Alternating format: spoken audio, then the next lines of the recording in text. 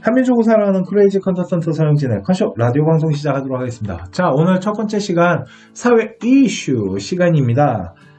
오늘은 어떤 기사 이야기는 아니고요. 제가 며칠 전에 유튜브를 좀 보다가 말도 안 되는 이야기를 좀 들어서 제가 좀 되게 많이 존경하고 아끼는 김재곤 선생님 유튜브 방송을 보다가 그런 내용을 봤어요. 6, 7등급 학생이 어떤 학부모님이 아이가 6, 7등급이니까 그러니까 지금 수시 기간이 되니까 어머님이 급해졌을 거예요. 이제 등급이 안 좋다 보니까 대학교를 어떻게 해야 될지 이런 거에 대해서 방향성을 잡기가 힘들다 보니까 전문가의 도움을 좀 요청하셨던 것 같고 어떤 블로그를 보고 이제 찾아갔대요. 그래서 이제 상담을 받았는데 뭐 만족도가 되게 좋았대요. 아이에게 어떤 객관적인 팩트를 알리고 이런 얘기를 했다는데 솔직히 객관적인 걸 알려줬다라면 300만 원 받고 컨설팅 하겠다는 얘기를 하면 안 돼요. 쉽게 말해서 학생부 종합전형 할 게 없거든요. 6, 7등급이면. 그런데 학부모님한테 300만 원을 주시면 저희가 학종 준비를 한번 해보겠다라고 얘기를 했나봐요. 이걸 해야 되나요? 말아야 되나요? 뭐 지금 그렇게 신청하신 걸로 기억이 나는데 와 진짜 제가 진짜 같은 컨설팅 업계에 있지만 정말 부끄럽습니다. 정말 우리 컨설턴트 하시는 우리 전문가님들아 우리 인간적으로 그렇게 돈은 벌지 맙시다. 6, 7등급을 어떻게 학종으로 대학을 보내겠다는 거야. 일반고를 그냥 우리 학부모님들 그냥 한번 잘 들어보세요. 우리 이제 학생들도 그냥 학생부 종합전형에서 학업 역량이 왜 중요한지를 지금부터 설명해 줄게요. 그냥 이걸 그냥 상식적으로 생각해 볼게요. 지금부터 상식적으로 대학교에 만약에 공대예요. 공대 이제 교수님이 학생을 뽑을 건데 기하나 미적분 점수, 물리 점수가 뭐 60점대에서 70점대 초반 아이예요. 일단 기본이 잘 안 돼 있네요. 그죠? 얘는 미적분이랑 물리랑 뭐 이런 기하 잘 못하네. 뭐 내가 뽑아서 뭐 기본부터 하나하나 알려주고 고등학교 뭐 수학 정석부터 다시 알려준 다음에 그 기본이 쌓인 다음에 내가 가르쳐주면 되겠지 라고 생각하는 교수가 있을까요? 과연?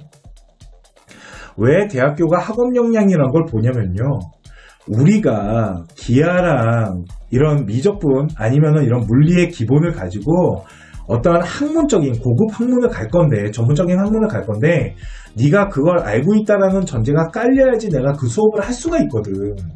그렇기 때문에 그 기본이 깔렸는지를 확인한 다음에 뽑으려고 학업 역량을 평가하는 건데 우리 아이가 6, 7등급인데 그걸 어떤 미친 교수나 입학사정관이 걔를 뽑아주냐고. 비교가 졸라 화려하다고.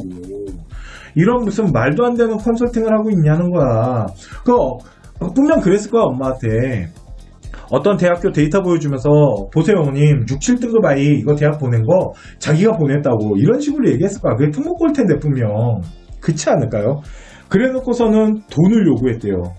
진짜 정말 제가 그 방송을 보고 웬만하면 이게 같은 업계에 있는 사람이기 때문에 좀 조심스러워요. 솔직히 말 함부로 하면 안 되고 그래도 같은 업계에서 같이 종사하면서 이 일을 하고 있는데 그런데 진짜 그건 아닌 것 같아서 지금 제가 라디오 방송에 마이크를 들었습니다.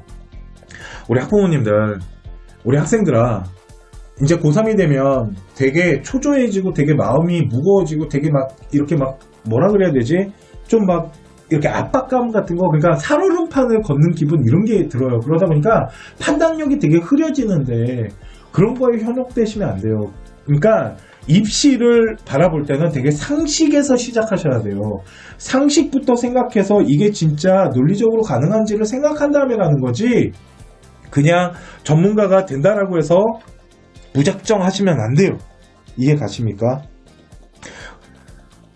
만일 그 컨설턴트가 6, 7등급인데 지방을 얘기해요. 지방. 그러니까 지방에 있는 대학교들 이런 학교면 가능해요. 저도 그건 가능하다고 봐요. 그런데 지방에 있는 그런 학교를 가고자 300만 원을 달라고 하진 않았을 것 같아요. 그렇지 않을까요? 그러니까 어느 정도 이름 있는 대학교를 그러니까 최소한 수도권을 보내줄 수 있으니까 그렇게 얘기했을 거 아니야. 통합권 라인으로. 그런데 진짜 쉽지 않기 때문에 얘기하는 거고 우리 이제 학부모님들 이제 컨설턴트들 이렇게 지금부터 이제 고등학교 3학년이나 1학년, 2학년 학생들도 마찬가지인데 그냥 제가 이거는 뭐 어떤 컨설턴트가 좋아요, 어떤 컨설턴트는 나쁩니다 라고 얘기하는 건 아니에요. 절대. 그냥 제가 여태까지 살면서 컨설팅을 하면서 제가 주관적으로 생각했을 때 이건 진짜 제 주관적인 생각입니다. 이건 컨슈와도 상관이 없어요. 그냥 인간 서령진 컨설턴트로서 그냥 제 생각인데 제가 생각했을 때 컨설턴트라면 진짜 입시에 관련된 전문 컨설턴트라면 제가 생각했을 때 최소한 이 세 가지는 갖춰져 있어야 돼요. 이 세 가지는 갖춰져 있어야 되는데 그게 뭐냐면 첫 번째가 학원 강의하면서 입시 컨설팅 병행은 안 했으면 좋겠어요. 전 솔직히 이런 컨설턴트라면 저는 선택하실 때 잘 생각하셔야 돼요. 왜 그러냐면 내가 만일 영어 강사고 수학 강사예요. 그러면 그분들은 시험 기간이라는 게 있고 그 기간 동안에 컨설팅을 할 수가 없어요. 진짜 저도 옛날에 사탐 가르쳐봐서 알지만 제가 그 이야기를 잠깐 해드릴게요. 왜 사탐을 그만둘 수밖에 없었는지를. 제가 컨설팅을 처음 시작한 게 언제냐면 2010년, 2009년에서 2010년 그때 제가 이제 컨설팅이라는 걸 시작을 본격적으로 했어요. 그러니까 컨설팅, 그러니까 입학사정관이라는 이런 입시 컨설팅이 있다라는 걸 언제 알았냐면 2008년에 알았어요. 2008년에 입학사정관 제도라는 거를 제가 알게 되면서 그거를 이제 연구하고 찾아보고 그런 것들을 좀 했는데 솔직히 2008년도에 제가 시작했을 때는 이런 시장이 없었거든요. 그러다 보니까 이렇게 함께 할 수 있는 사람들도 많지 않았고 배울 만한 사람들도 많지 않아서 대학교 사정관들을 찾아가서 물어봤을 때 그들도 뚜렷한 기준이 없었거든요. 이러면서 제가 한 2년 정도를 이제 찾아보고 배워가다가 2010년일 거예요. 2010년에 제가 컨설팅이라는 거 학생을 상대로 그때 한 3명이었나 4명이었나 걔네 친구들을 상대로 컨설팅이라는 걸 시작했어요. 그게 2010년이거든요.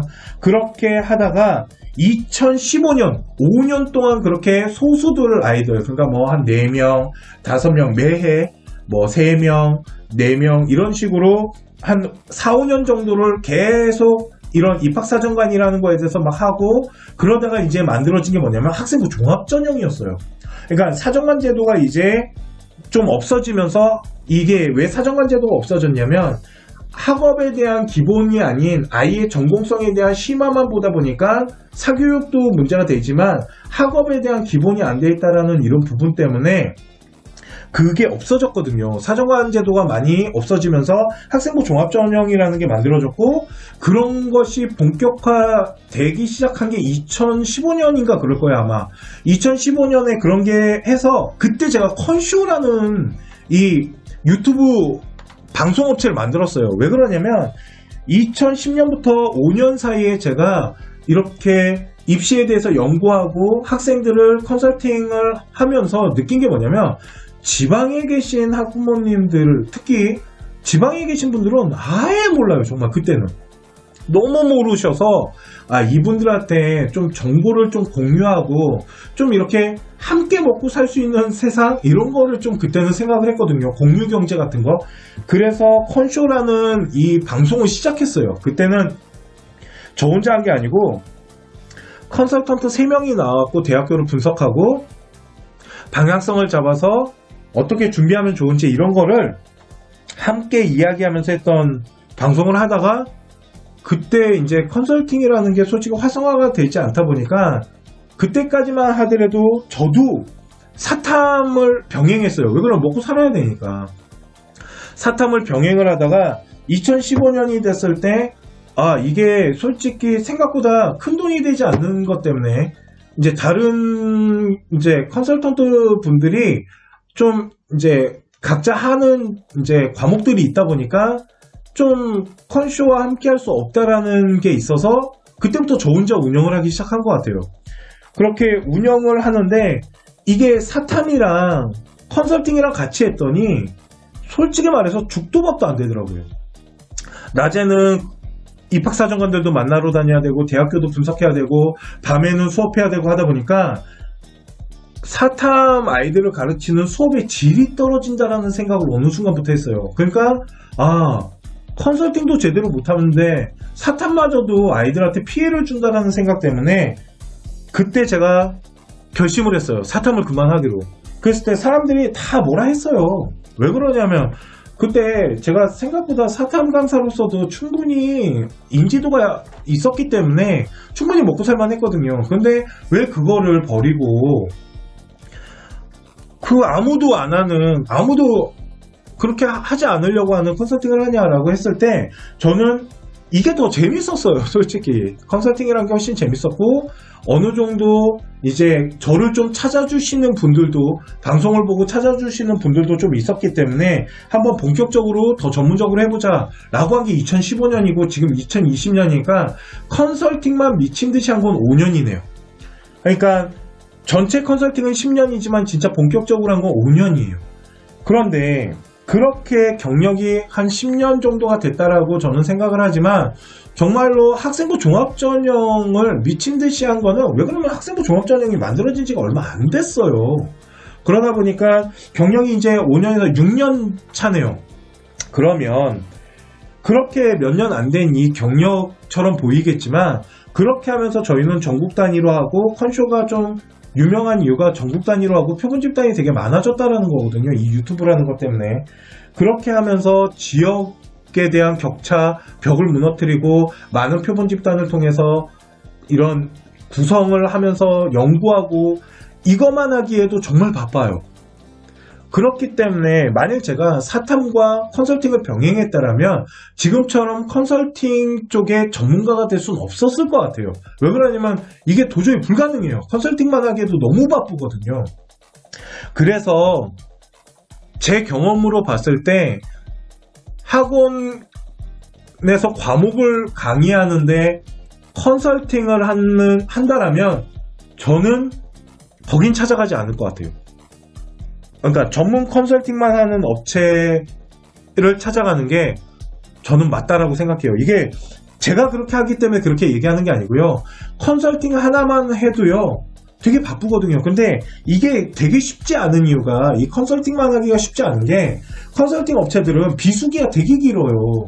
그러니까 이게 수시기간, 정시기간 빼놓고는 다 비수기거든요. 그러다 보니까 삶이 되게 불안정한 직업이에요, 이게. 그러다 보니까 이제 과목 수업을 할 수밖에 없는 시스템인데, 그렇게 하면 솔직히 전문성 되게 많이 떨어지는 건 사실이에요. 그러니까 보통 컨설팅 할 때 입시 설명에서 들은 얘기들, 아니면은 책에서 본 얘기, 누군가한테 들은 거를 자기 거화 시켜가지고 컨설팅하고 이런 거 되게 많거든요, 컨설턴트들. 그러니까 이런 거를 했을 때 저는 과목을 가지고 있는 선생님이 입시 컨설팅을 하는 업체라면 솔직히 좀 그렇다? 이게 꼭 나쁘다라고 말하는 건 아니지만 제 경험상, 제가 여태까지 컨설팅을 하면서 느낀 경험상 그건 아닌 것 같다 라는 생각이 일단 들고요. 또 하나는 그 지역만 볼 수 있는 컨설팅 업체들이 있어요. 자세히 보시면 이제 컨설팅이라는 거는 솔직히 전국 단위로 볼 줄 알아야 돼요. 그런데 그러니까 어떤 한 지역에서 되게 잘 나가는 컨설팅 업체가 있는데 그 컨설팅을 그 지역만 하잖아요. 그러면 대학을 잘 못 보내요. 왜 그러냐면 우물 안에 개구리 형식의 컨설팅이 이루어지거든요. 전국의 학생들을 비교 대상으로 좀 볼 줄 알아야 되는 눈이 필요한데 내가 그 지역만 하다 보니까 학교를 몇 개 못 하게 돼요. A라는 지역 안에 고등학교가 5개가 있으면 그 5개 아이들만 하는 경우가 되게 많거든요. 이렇게 되면 한계점이 나타나겠죠. 그렇기 때문에 지역에 관련된, 그러니까 지역에서만 컨설팅을 좀 위주로 하는 컨설턴트들도 좀 피하는 게 좋지 않나? 라고 저는 일단 생각을 해요. 그리고 세 번째는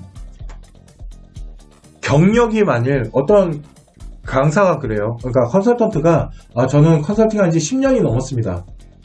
그거 솔직히 좀 잘 모르겠어요. 왜 그러냐면 제가 2010년에 컨설팅을 할 때, 그러니까 2010년에 컨설팅을 할 때 일단 주변에 컨설팅 한다는 사람 단 한 명도 만나본 적이 없었고요. 제가 컨설팅을 얘기하면은 입시 컨설팅에 대해서 얘기하잖아요. 그러면 그냥 아무도 호응을 안 해줬어요. 이게 제 짧은 생각인지 모르겠어요. 대인관계가 뭐 그렇게 미친 듯이 넓은 건 아니지만 저도 정말 많은 학원 강사들을 만나면서 해봤지. 그러니까 해보고. 그런데 그렇게 뭘 많이 만나본 적이 없고요. 두 번째는 아까 말씀드렸죠. 컨쇼라는 업체를 설립한 게 이제 한 6년이 되는데 그때 학생부 종합전형이라는 게 정말 활성화가 되기 그러니까 활성화가 되지도 않았어요. 솔직히 저는 이 입시가 한 2, 3년 안에 한 2년 안에 엄청 많아졌다고 보거든요. 특히 스카이캐슬 끝난 다음에. 그러면서 막 우죽순으로 만들어졌어요. 그런데 다들 컨설팅 하신 분들의 경력이 다 막 10년 이래요. 나 옛날에 컨설팅 막 컨쇼 처음 설립할 때 컨설턴트들 모집하려고 진짜 전국 단위로 뛰어다녀도 그렇게 안 보이시던 분들이 그렇게 막 모집 광고, 모집 요강 내고 모집 광고 내고 막 그렇게 막 제가 그렇게 하려고 할 때는 단 한 분도 안 보이다가 지금 겁나 많아요. 그리고 요즘은 이 진로 진학에 관련된 거를 배우고 이렇게 뭔가를 컨설팅을 하기 위해서 노력하고 이런 분들이 엄청 많아지고 있거든요. 근데 제가 생각했을 때 이게 이제 전부 그러진 않겠지만 그냥 이건 제가 정말 제 주관적인 생각인데 100명 중에요. 100명 중에 만약에 컨설턴트가 100명 집단이 있잖아요. 그 중에 80명은 진짜 경력이 1, 2년밖에 안 되시는 거예요. 정말 그렇게밖에 안 될 거예요. 제가 왜 그러냐면 제가 컨설팅 쪽에 일을 하면서 느끼는 거지만 경력 얼마 안 되는데 경력 되게 많이 이렇게 뻥튀기 시키는 거 저도 알거든요. 그런데 저는 경력을 그러니까 일단 좋아 10년 됐다고 할게요. 제가 10년 11년 됐는데 좋아 그 앞대가리 2010년에 뭐 학생들 컨설팅하고 이런 거 다 뺄게요. 솔직히 저 그거 입증하려면 입증할 수 있는 이유가 뭐냐면 그 자료가 남아있어요. 제 새끼들을 그러니까 제 지금 조교들 있잖아요. 제 조교들 자료를 남겨놨거든요. 그 자료를 내가 보여달라면 보여줄 수도 있어요. 걔네들이 벌써 다 10년이 넘은 애들이에요, 지금. 그러다 보니까 걔네들부터 한 거를 전 보여줄 수가 있어요. 제 글씨 다 써져 있고, 컨설팅 했던 것들이 다 남아있거든요. 그때는 글자 제한 수도 없고 막 그럴 때예요. 그런데, 만약에, 오케이, 그거 다 뺀다 쳐도, 저는 컨쇼라는 업체가 설립일자를 보시면은 2015년이에요, 그게. 그러니까 일단 컨쇼만 5년 됐어요. 그죠?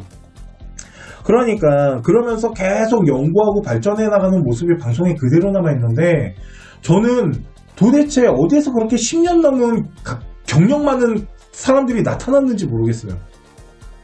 난 그것도 솔직히 참 이해가 안 가요. 그러니까 이 컨설팅 이제 좀 알아보실 때 좀 뭘 알아보셨으면 좋겠냐면 첫 번째는 아까 말씀드린 것처럼 학원 강의를 병행하면서 컨설팅 하시는 분들, 두 번째는 좀 지역성 강한 컨설팅 업체들, 세 번째는 경력이 10년이 막 넘어간대요. 딱 봐도 그렇게 나이 많아 보이지 않는데. 옛날에 저 컨설팅 처음 시작했을 때 저 컨설팅 배울 수 있는 사람이 누구였냐면 대성의 이영덕 이사님 이 정도밖에 없었어요. 진짜 몇 분 안 계셨거든요. 근데 그분 한번 만나보려고 내가 무슨 짓을 했었는데요. 하여튼 아니면 대학교 입학사정관들밖에 없었다라고 보시면 됩니다. 그래서 경력이 너무 많다? 이런 것도 솔직히 한번 의심해 볼 필요가 있고요. 우리 학부모님들이나 학생들한테 마지막으로 이제 컨설팅을 만약 하실 거면요. 한 군데만 가지 마세요. 그러니까 어떤 이런 과정 컨설팅이나 이런 거를 이제 장기적으로 그러니까 하시기 전에 보통 컨설팅 업체들은 다 그러니까 컨설팅을 해요. 일회성 컨설팅들을 하거든요. 그 컨설팅을 좀 여러 군데를 다녀보세요. 한 두세 군데 정도 가보면 비교 대상이 필요해요. 왜 그러냐면 이 컨설팅이 어머님들이 잘 모르거든요. 우리 학생들도 잘 모르고 뭐가 좋은 건지 뭐가 나쁜 건지 이게 진짜 잘하고 있는 건지 이런 걸 잘 모르세요. 그러니까 한 두세 군데 정도를 가보세요. 비교를 좀 해보실 만한 데를 찾아서 좀 비교를 해보시면 컨설팅에 대한 차이를 조금씩 느끼실 수도 있고, 아, 저쪽 컨설팅은 진짜 아무것도 없었구나라는 걸 배울 수도 있겠죠. 이렇게 하나의 컨설팅 업체에서 뭔가를 하려고 하지 마시고요. 좀 비교를 해보시면서 우리 아이한테 맞는 정말 뭔가 컨설팅 방향성을 해줄 수 있는 이런 업체들을 좀 찾아가는 것도 부모님의 역할이고 학생들의 정보지 않나 라는 생각을 해요.